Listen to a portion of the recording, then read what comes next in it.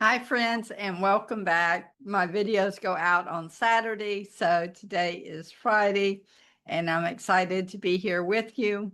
So now we've been working on our estimates, our invoices, but that's not the end of it. You have to get your final payment on your roofing job or your roofer will not be happy with you. So as a bookkeeper, we definitely want to get that done so we can tell the roofing contractor exactly how much he has made on a job. So don't forget your final payment.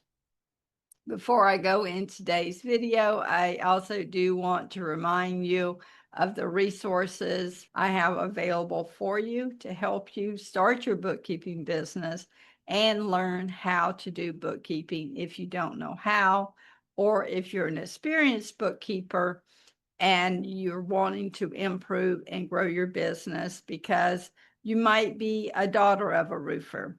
You might be a wife, you might be a mother, you might be a grandmother. And so you're trying to help your family in their family business, in their roofing business, or any other construction type business. I have the free roofing hub and it is really cool in there. I have a lot of YouTube videos in there organized for you, so it's much easier for you to watch or binge watch if you need to. There is also module 1 of my course, so it will show you how to set up QuickBooks Online and really get yourself started there. And I encourage you to practice of setting up a roofing contractor from scratch. If you get a roofing client that already has QuickBooks Online, you're going to be ahead of the game. You're going to be familiar with where all the tabs are and how you can look up different things in QuickBooks. So I think it's extremely important as you're learning bookkeeping to learn the software, to practice the software. Because to be honest with you, when I first started doing bookkeeping, I wouldn't say that I was that great in bookkeeping. I did take bookkeeping in high school, and Miss Smith, she took the time to really help me understand bookkeeping and debits and credits and all that kind of good stuff. But when I actually started doing bookkeeping for a roofing company, I learned the software and I let the software do all the heavy lifting for me. And so you want to work the way the software works. So even if you feel like you aren't that great with numbers, but you're good with software, you're good with organization, it can work for you because you can even learn bookkeeping through the software. It's going to help teach you of how things work in bookkeeping and in QuickBooks Online. And I only work in QuickBooks Online as well. And I only work in the construction business because I want to be able to focus, get everything connected there. I don't want to be learning 100 different types of industries because that is hard work. Retail is a whole nother thing. Think about what industry connects with you as what would be best for you. I'm going to get into our training for today. What we're going to do is do our final receiving of money. We're back at our dashboard again, our favorite place to be. We're going to go down and click accounting. And then we're going to compact that accounting portion. We're going to go to our customer hub. And I like to go to it in this order. There's a lot of different ways that you can get to estimates, customers, to projects, and all of those things. But here we can go to customers. And we can see any open balance that we have with a customer. So today we're going to finish off Joe Smoke. Let's go to receive payment. Let's go to Jill.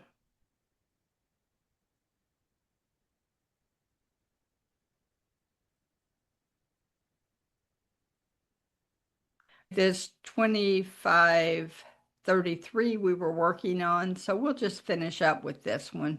2533. We'll scroll here. And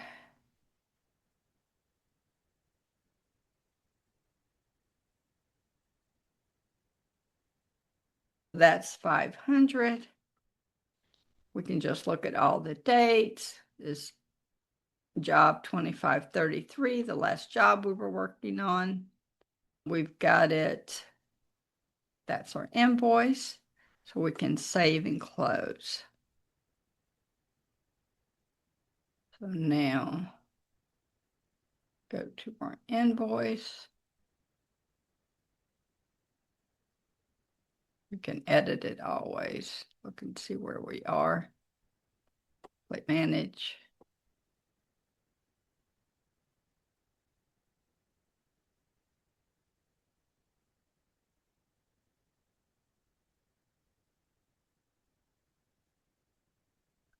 Here. Go back to our customers. We've got Jill Smith, 7,500 because we had another job open, but we're going to receive payment. And customer, we want to make sure we've got the right project, 2533. 500, make sure it says amount received 500, amount received 500, our payment date, payment method, check, 2433. It's going to undeposited funds. Now we can record and close. We only have an old invoice for $7,000 open for Jill Smith, but you can always click that anytime. And then you're just going to see the whole, everything that's happened with this account. It'll be right there. Okay. So that was our final payment. We finished up that job. So now we can go to projects. Here that project is we worked on in the last video. And so we billed everything out, which is 100%, $1,000. Our cost was $85.20. So now let's go. I like to go and check when a last payment is made. Go to our bank transactions to see if there's anything in there, any expense that should have been to this job. Circle K, that should have been some gas for this job. So then we're going to do fuel. And QuickBooks will pop it up for you. And then we're going to just start typing fuel here, and it'll help you there as well. Our customer, that was a 2533, territory, South Austin. Class is cost of goods. And for the memo, you can put like gas. Then click save. Okay. But if I was going through this, I would try and see if any other purchase, say supply house, say this was for that job. We can just start typing supply house. There's not a vendor under that name, so we'll click and we'll save that as a vendor. Then for our account, we're going to do materials. There we go. For our job, Jill Smith, 2533. Our territory, South Austin. Our class, cost of goods. We'll add that. So say that nothing else was for this job. So we'll compact accounting. We'll go to our projects here. And now you can see it was $201.85. The profit was 79.8% on that job. So that is what you would report to the roofing contractor. But what we want to do is go back to our customer hub.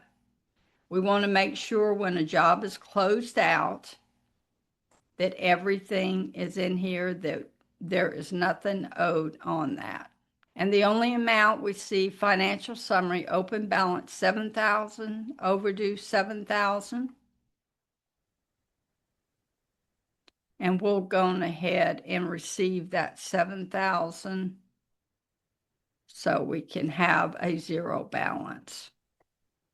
We'll just say check and deposit funds 456, where that's going to, then record and save.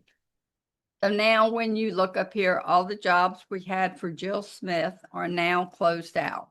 There's no open balance, there's no overdue payment. You'll see from the very first invoice and payment, deposit payment, invoice, estimate. What I want to show you here, say for payment 2531, if we clicked on that, and instead of saying Jill Smith 2531, say for some reason we had just clicked Jill Smith. So when you do something like that, let's see what that is.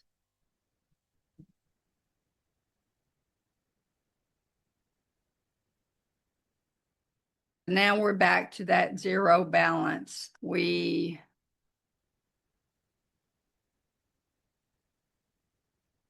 receive a payment here. Say we receive it for Jill Smith. There's no invoices open. So let's say they gave us a check and the amount was $100.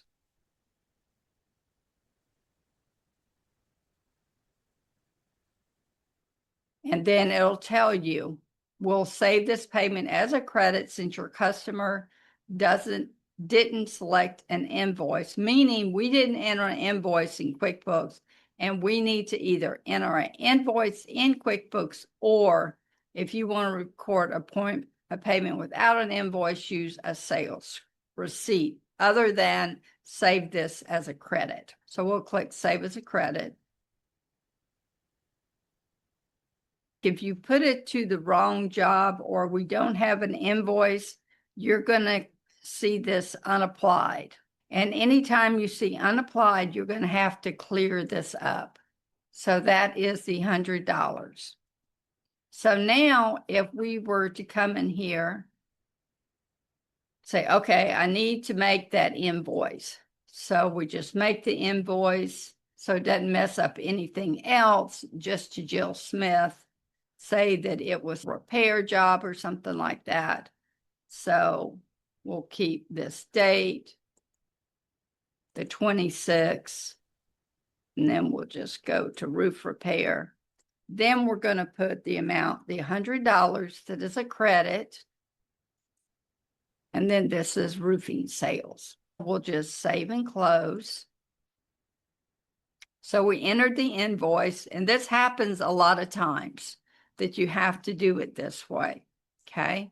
So now we've got to scroll all the way down. We see the invoice. We just put in invoice 1011, but we've got to go to where this says unapplied because we have to apply all payments. So we're going to click on Jill Smith, and click on Edit. Now QuickBooks will show you that $100 invoice we just created. So you would have your payment date, your check, any reference number, and then just click that invoice number and then record and close. These are the things that you have to check on when you're closing out a customer to get to our zero balance. So this is like really important. So now you can see the payment, it's closed, everything's all cleared up. So you want to review to see if anything here is unapplied or any changes in that contract. This type of thing is what you're looking for. I wanted to teach you today and show you how to do that in case you ever run into that, because these are some errors that people will find. How do I correct this open balance and this overdue payment? That's our video for today. And so I hope that was an eye-opener for you. I know I had to move around a little bit in there. It's really good because that shows you how QuickBooks works. You know, sometimes it won't let you do this or won't let you do that. So you got to go back to where you started from, rethink that situation over, and then figure out what you need to do, what the next step is from there. Thank you guys for joining today, and please pick up those free resources I do have for you, especially the roofing bookkeeping free community. I invite you to join that community. I hope you do have a wonderful weekend. We're having nice weather here in Texas, and so I hope you're having good weather wherever you are too. Thank you so much. Bye-bye.